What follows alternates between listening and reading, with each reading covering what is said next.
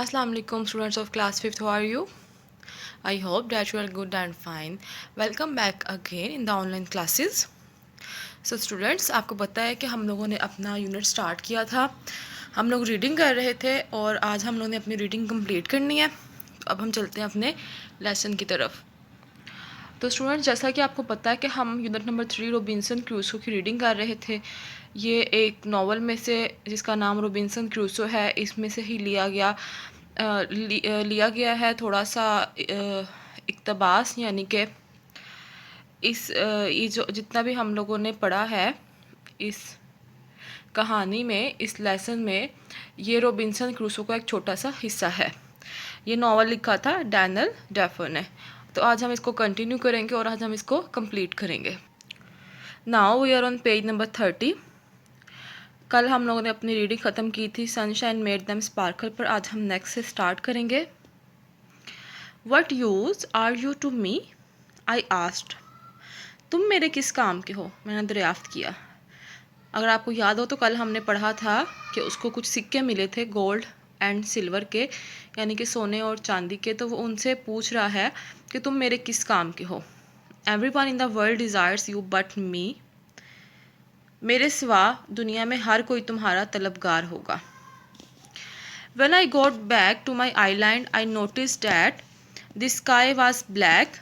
Great clouds rolled up from the west. The rain poured down. Pour down का मतलब होता है मूसलाधार बरसना. When I got back to my island, जब मैं अपने जजीरे पर पहुंचा या वापस पहुंचा, I noticed that the sky was black. तो मैंने देखा या मैंने इस चीज़ का मुशाहिदा किया कि आसमान जो है वो काला यानी कि स्याह हो चुका था. Great clouds rolled up from the west. मगरब से घने बादल उठे. The rain pour down. और मूसलाधार बारिश बरसने लगी. I saw the ship out at sea rise and then sink beneath a huge wave.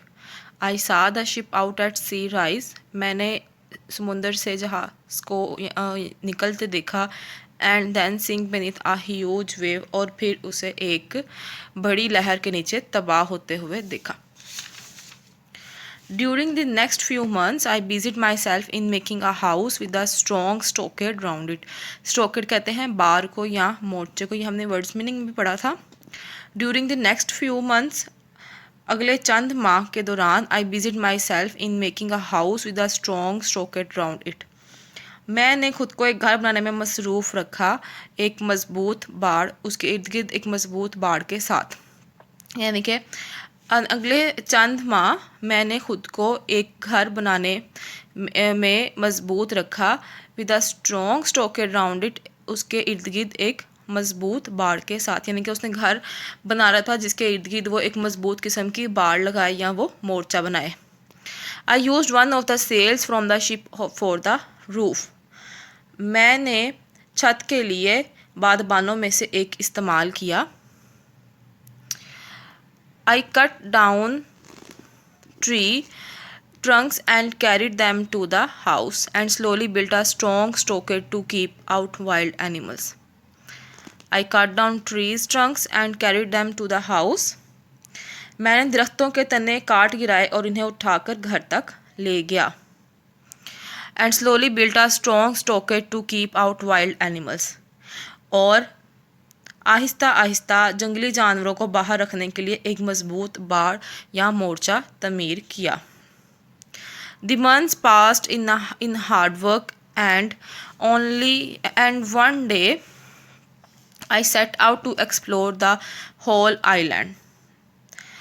महीने मुशक्क़त के आलम में या मेहनत मुशक्क़त के आलम में गुज़रते गए और एक रोज़ मैं पूरे जजीरे की सैर करने के लिए निकल खड़ा हुआ.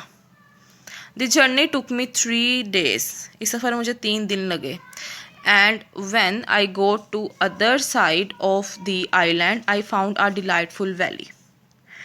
और जब मैं जजीरे के दूसरे सिरे पर पहुंचा तो मुझे एक खुशकन वादी मिली. There were wild grapes and limes. वहाँ जंगली अंगूर और नींबू थे. and I collected a quantity of these and took them back to my house.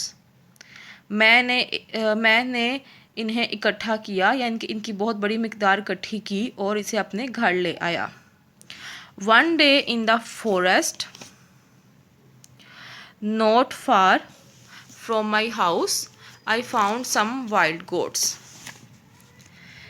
एक दिन जंगल में, जो कि मेरे घर से ज़्यादा दूर नहीं था, मुझे चंद जंगली बकरियां मिली. I was just about to shoot one when I saw at my feet a baby goat. मैं उनमें से एक को गोली मारने ही वाला था कि मैंने अपने कदमों में एक बकरी के बच्चे को देखा. I picked it up and carried it home with me. मैंने इसे उठाया और अपने साथ घर ले आया. In a few days it became quite tame and after that it never left my side. चंद ही दिनों में ये खासी सुधाई गई और इसके बाद कभी मुझसे जुदा ना हुई. यानी कि वो उसकी आदी हो गई और उसके बाद कभी उससे जुदा ना हुई. टैम का मतलब होता है मनूस होना भी कह सकते हैं कि बकरी जो है वो चंद दिनों में बहुत ज़्यादा मनूस होगी और उसके साथ यानी कि बहुत ज़्यादा अटैच होगी और उसके बाद दोबारा उससे अलग ना हुई. After a year or two on the island, I decided to make a small boat. जजीरे पर 1 या 2 साल गुजर जाने के बाद मैंने एक छोटी सी कश्ती बनाने का फ़ैसला किया. I chose the wood carefully. मैंने बहुत एहतियात से लकड़ी का इंतखाब किया. And cut and worked the timber for many years. Timber कहते हैं इमारती लकड़ी को. और बहुत महीनों तक इमारती लकड़ी को काटता और उस पर काम करता रहा. I made a sail from some of the canvas I had brought on shore from the ship, and with a good wind, the boat sailed well. I made a sail from some of the canvas I had brought on shore from the ship. बादबान मैंने उस तरपाल के कुछ हिस्से से बनाया जो मैं जहाज से लेकर आया था. And with a good wind, the boat sailed well. और अच्छी हवा के साथ कश्ती अच्छी से चल रही थी. I taught myself how to make pots out of mud and how to make them hard and durable by burning them. Durable का मतलब होता है पायदार यानी कि मजबूत. I taught myself how to make pots out of mud. मैंने खुद को सिखाया कि गारे से बर्तन कैसे बनाए जाएं. And how to make them hard and durable by burning them. और इन्हें जलाकर सख्त और पायदार कैसे बनाया जाए. I grew some corn and rice and also some wheat, and I taught myself to make bread. I grew some corn and rice. मैंने कुछ मकई और चावल उगाए and also some wheat और कुछ गंदुम भी. And I taught myself to make bread. और मैंने खुद को रोटी बनाना भी सिखाया. My life on the island was a happy one. जजीरे पर मेरी ज़िंदगी बहुत ज़्यादा पुरमसरत थी या खुश थी. I had a good house. मेरे पास एक अच्छा उम्दा या अच्छा घर था. Plenty to eat and plenty of work to do. Plenty to eat खाने को भी वाफर था and plenty of work to do और करने को बहुत काम भी था. One day I was walking along the sea shore thinking about my home across the seas when I suddenly look down. One day एक दिन I was walking along the sea shore thinking about my home across the seas. एक दिन जब मैं साहिल पर चला जा रहा था तो अचानक मैंने नीचे नज़र डाली तो मुझे अपने घर का ख्याल आया जो कि समुंदर के पार था.